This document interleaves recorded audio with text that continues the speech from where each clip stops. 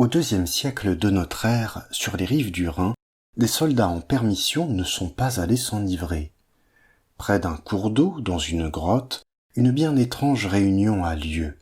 Des participants déguisés en bêtes s'agitent autour d'un nouveau venu. Ce dernier est nu, il a les mains liées avec des boyaux de poulet, les yeux bandés pour améliorer sa concentration pendant qu'on l'interroge. Enfin, une torche soumet son visage à l'épreuve de la chaleur. La danse des nombreuses flammes laisse apparaître distinctement au fond de la grotte Mithra exécutant un taureau. Voyageurs, fraternité, amis, aujourd'hui je vais vous parler d'un sujet qui donne lieu à beaucoup de fantasmes. Le culte du dieu Mithra. Dans le monde romain, la précision est fondamentale. Qui est Mithra ? Comment lui rend-on son culte ? Le sujet est largement méconnu, y compris chez les enseignants. Il faut dire qu'on a si peu de matière que les chercheurs se cantonnent souvent aux hypothèses. Nous n'avons aucun texte de la main d'un adepte, seulement des représentations, certes plus dogmatiques qu'esthétiques, c'est-à-dire que l'objectif de l'artiste est de produire du sens plutôt que de la beauté, pourtant c'est loin d'être suffisant. Bien sûr, des auteurs parlent du culte de Mithra, mais ils sont orientés. Ainsi, les auteurs chrétiens condamnent-ils les rites en l'honneur de Mithra par rivalité religieuse. Quant aux auteurs appartenant à des sectes gnostiques, pythagoriciennes, que sais-je encore, ils ont mêlé leurs croyances à celles du culte de Mithra. Voici donc un paradoxe récurrent, plus on trouve d'indices et plus les pistes sont brouillées. Même à notre époque, vous allez le voir, on a souvent fait fausse route. Menons l'enquête. Nous n'avons certes pas de texte témoignant directement du mithriacisme, mais puisqu'il s'agit d'un culte, on trouvera bien des temples. Nos archéologues ont effectivement fouillé des lieux. Dès la fin du 1er siècle de notre ère, le Latium, la région de Rome, connaît le culte de Mithra. À cette époque, les provinces romaines couvrent largement la carte. On trouve des lieux de culte dispersés dans l'Empire, mais surtout en ville et aux frontières, notamment autour du Rhin et du Danube. Vous avez remarqué ? J'ai dit temple pour parler des lieux de culte. Rien d'extraordinaire à cela, et pourtant l'archéologue, lui, nous dit avoir trouvé des spelaeum, des grottes. Lorsqu'on arrive sur les lieux, on voit un cours d'eau, ou au moins une source d'eau à proximité. C'est systématique, et ce, probablement pour un usage rituel. Puis on descend dans la grotte. Elle est aménagée. On y voit des autels, des niches, un plafond en stuc représentant un zodiaque, des braseros avec du feu, beaucoup de feu. Plus bas, une petite fosse, où le nouveau venu, qui avait les yeux bandés, sera jeté pour simuler sa mort puis sa renaissance, donc son assimilation à la communauté. Ces étapes sont typiques du rite d'initiation. Affaire plus curieuse encore, des banquettes sont disposées comme pour un triclinium, une salle à manger. D'ailleurs, quelques ossements d'animaux au sol confirment l'hypothèse. Autre particularité, toutes les banquettes sont orientées vers le fond. Là, on peut voir des panneaux qui forment une suite, telle une frise indiquant les moments d'une narration, avec au centre un jeune homme habillé à l'asiatique, avec le fameux bonnet phrygien, et chevauchant un taureau très agité, lui relevant la tête pour lui enfoncer un couteau au défaut de l'épaule. Il s'agit en fait d'une scène d'immolation. Que peut-on tirer de cette profusion de détails qui a vite fait de nous perdre ?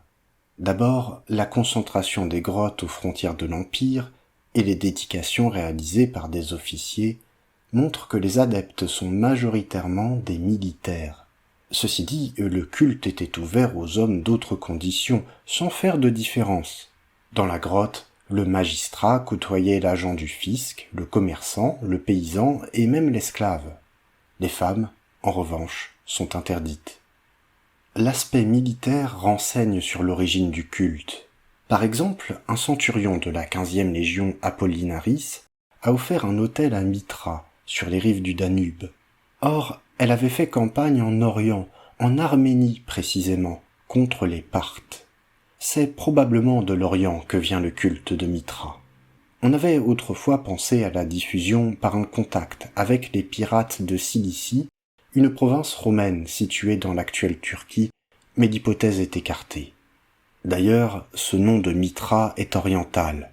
Le dieu est très connu des études indo-iraniennes. Le nom Mithra est une personnification du contrat, c'est-à-dire un lien réciproque établi par échange de dons et serments de main. Soit dit en passant, à l'époque, serrer la main n'était pas du tout un acte anodin. En Orient, cette alliance pouvait aussi être contractée entre les hommes et les dieux. Cependant, on ne parvient à établir que peu de liens entre le Mithra romain et son homologue oriental. En réalité, la liturgie dans les antres mithriaques est à tel point romaine que je ne vais quasiment pas évoquer l'Orient. Que penser des grottes que nous trouvons ? Les banquettes, les ossements, l'autel et Mithra immolant un taureau font penser à une scène de sacrifice suivie d'un banquet. Chez les Romains, se concilier les dieux en mangeant avec eux les produits du sacrifice est une affaire commune. Jusqu'ici, tout est logique. Sauf qu'en temps normal, le temple, qui est la maison de la divinité, est en surface, et que, d'autre part, l'autel est devant le temple, le sacrifice étant accompli à l'extérieur. Or, dans le culte romain de Mithra, les espaces sont confondus. Cette innovation tranche radicalement avec la perspective romaine.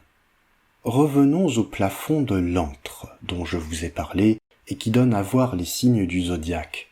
Porphyre, un auteur du IIIe siècle de notre ère, nous dit que la grotte est « eikon tou kosmou », à l'image du cosmos. En comparant différents sites, on a pu établir un schéma récurrent, mais non systématique, de 7 signes du zodiaque, associés à 7 divinités, 7 jours de la semaine, et enfin 7 grades dans le culte. Élément surprenant, l'évolution dans le temps suit une hebdoade à l'envers. C'est-à-dire que la semaine commence par le samedi, jour de Saturne, pour remonter jusqu'au dimanche, jour du soleil. Parfois, l'espace même de la grotte est agencé selon cette représentation du monde. On a tenté de chercher du côté de l'astrologie babylonienne pour donner du sens à tout cela. Cette hypothèse aussi est écartée.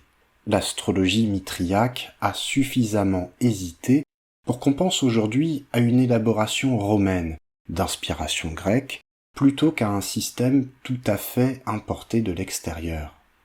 Concernant les grades des adeptes, on a coutume d'en présenter 7, même si ce chiffre varie d'un endroit à l'autre de l'Empire.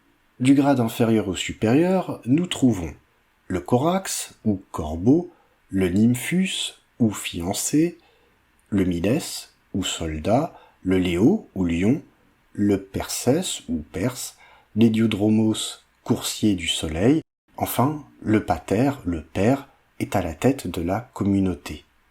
Ces grades variaient selon le lieu de culte. Il existait, par ailleurs, un pétitor, postulant, un sacerdoce, prêtre, etc. On sait très peu de choses des différents rôles.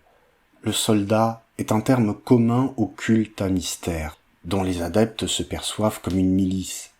Le corbeau sert les convives après le sacrifice. Le lion s'occupe du feu sacré, c'est ce qu'une inscription nous indique dans un Mitraeum de Santa Prisca.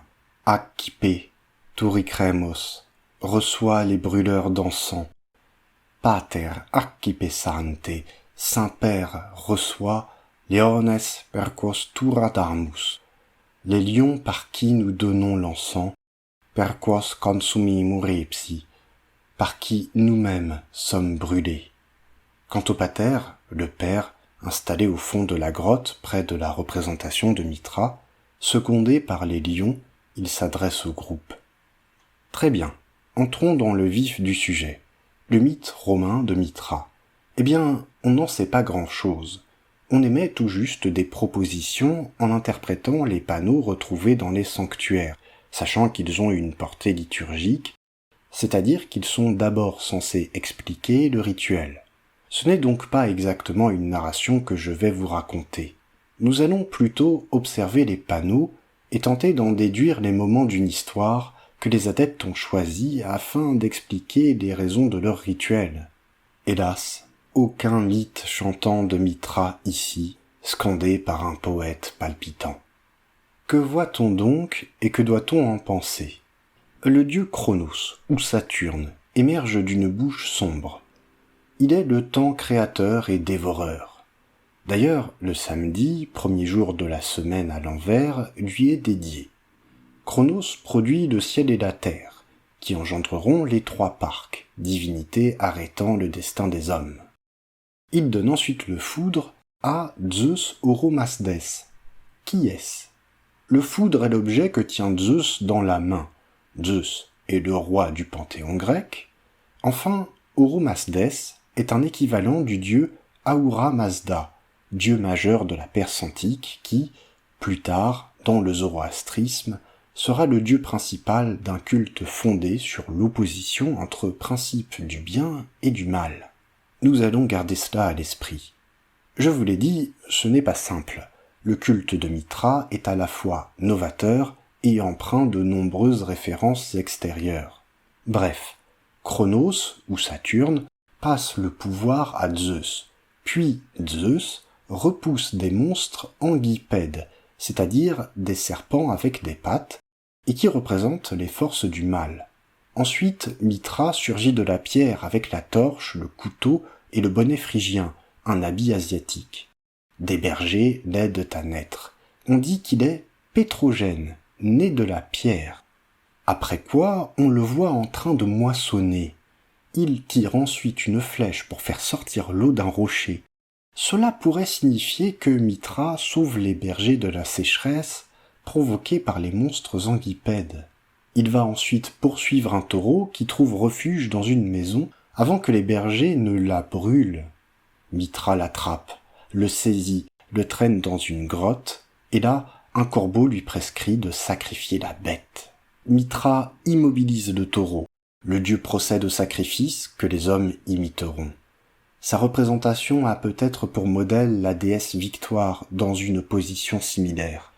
Détail étonnant, des épis de blé sortent de la queue du taureau. Un chien suce son sang, un scorpion pince ses bourses. Enfin, une scène mal comprise montre le dieu soleil courbé devant Mithra. Puis il se serre la main au-dessus de l'autel, donc pour contracter une alliance. Ils prennent le repas. Enfin, Mithra s'élève sur un char ailé. Qu'est-ce qu'on doit comprendre ?